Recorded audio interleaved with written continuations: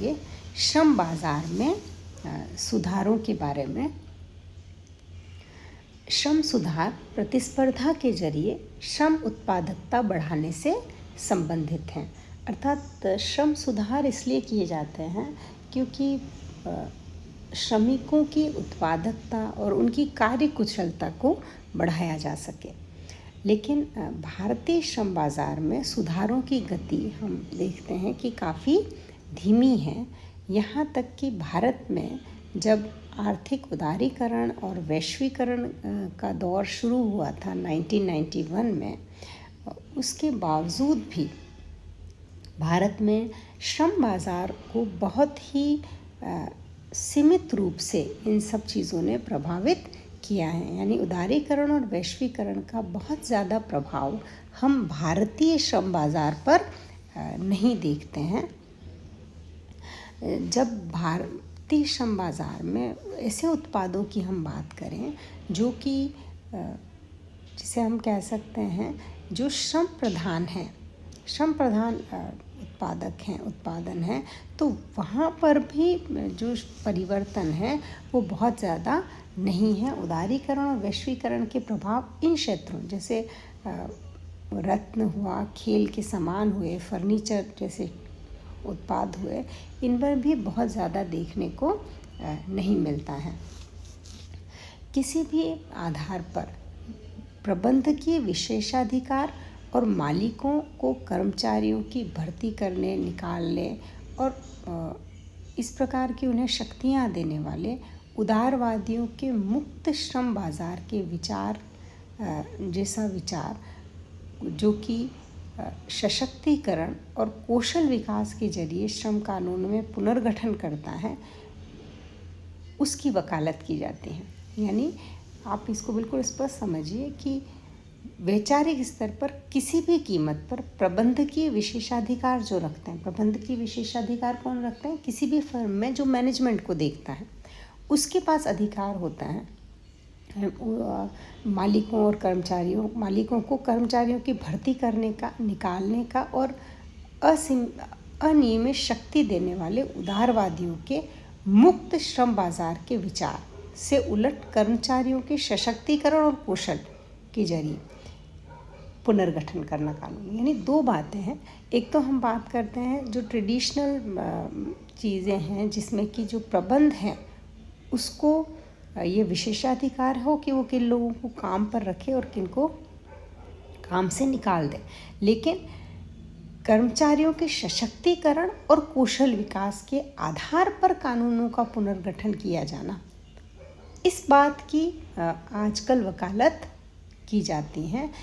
जो सुधारों की जिनकी हम बात करते हैं कि श्रमिकों की कार्य घंटों में, न्यूनतम मजदूरी में, हम उनसे आगे अगर एक कदम बढ़ के सोचें तो जो सबसे महत्वपूर्ण चीज़ है वो ये है कि श्रमिकों और कर्मचारियों का सशक्तिकरण हो और उनमें स्किल डेवलपमेंट किया जा सके ताकि वो उनकी प्रोडक्टिविटी बढ़ाए।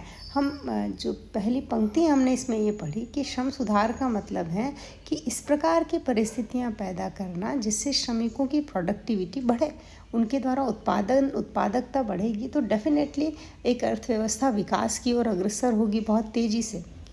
लेकिन यहाँ जो तरीके की हम बात कर रहे हैं वर्तमान संदर्भ में, वो यही हो सकता है कि उनकी स्थितियों को सशक्त बनाया जा सके और उन्हें स्किल डेवलपमेंट जैसे कार्यक्रम के आधार पर उनमें उत्पादकता को बढ़ाने के प्रयत्न किए जाएं।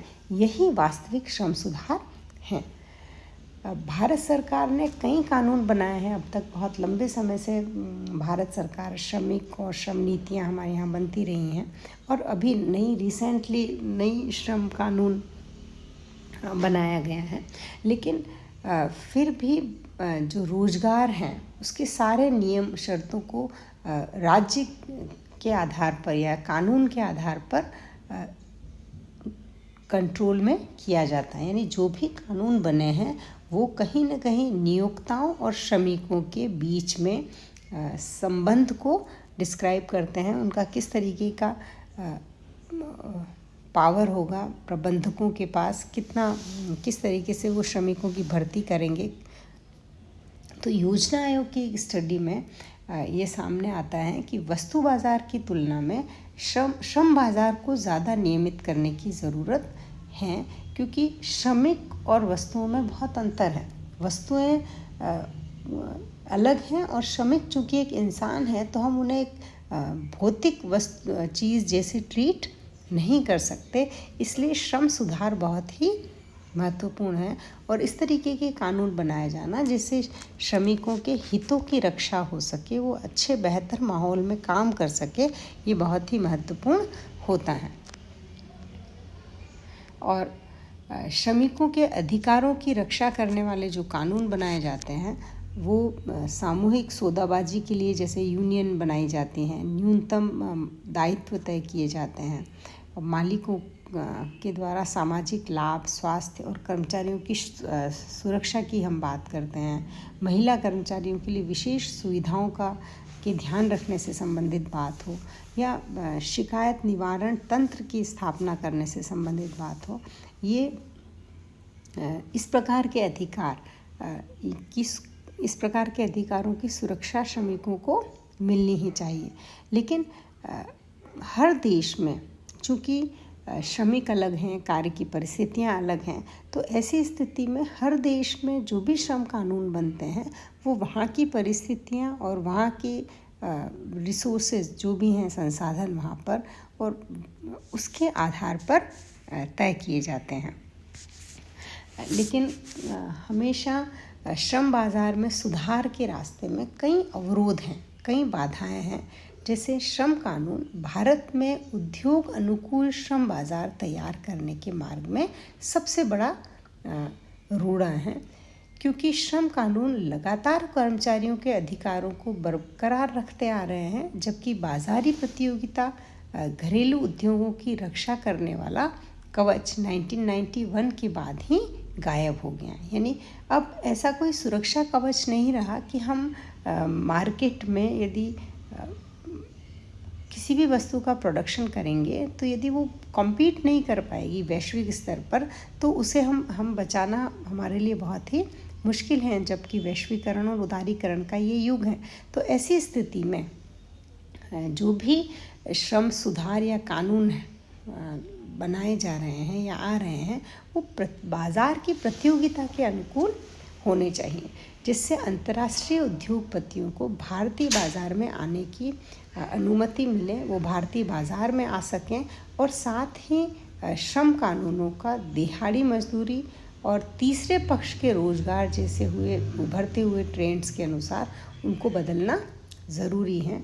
और यह सुनिश्चित करना भी ज़रूरी है कि कर्मचारियों के मूलभूत अधिकार सुरक्षित हों और श्रम मानकों को उद्योगों एवं संगठित करने के साथ साथ संगठित क्षेत्रों के साथ साथ असंगठित क्षेत्रों में भी इन्हें क्रियान्वित किया जा सके।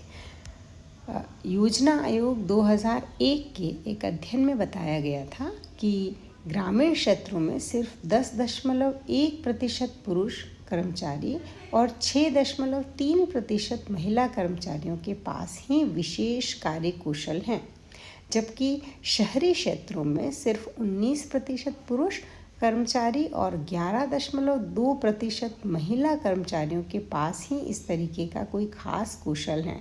तो ये देखिए आप बहुत ही जिसे हम कहते हैं कि स्किल डेवलपमेंट में स्थितियाँ बहुत अच्छी नहीं रही थी भारत की।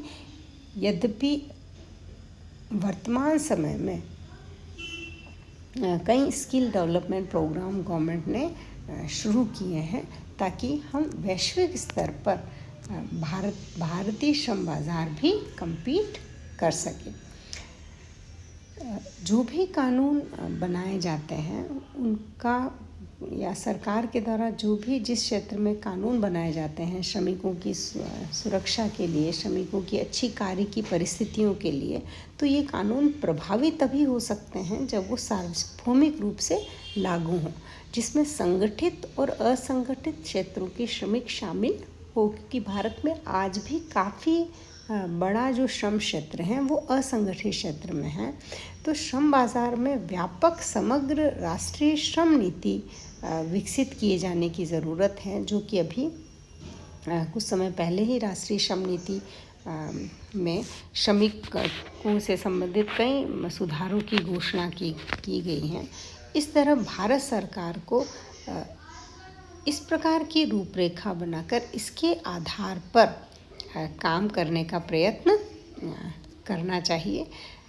भारत सरकार को युवा आबादी के बड़े वर्ग के लिए रोजगार के अवसर पैदा करने पर ध्यान केंद्रित करना चाहिए और इस लक्ष्य को उच्च शिक्षा के साथ व्यावसायिक प्रशिक्षण को जोड़कर प्राप्त किया जा सकता है। जो सबसे बड़ी बात है वो यही कि जो हायर एजुकेशन है वो बिल्कुल जिसे हम कहते हैं व्यावसायिक प्रशिक्षण वहाँ पर नहीं मिलता है।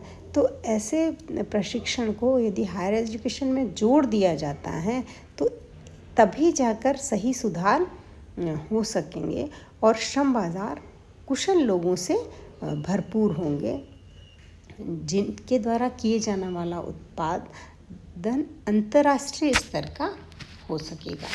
Thank you.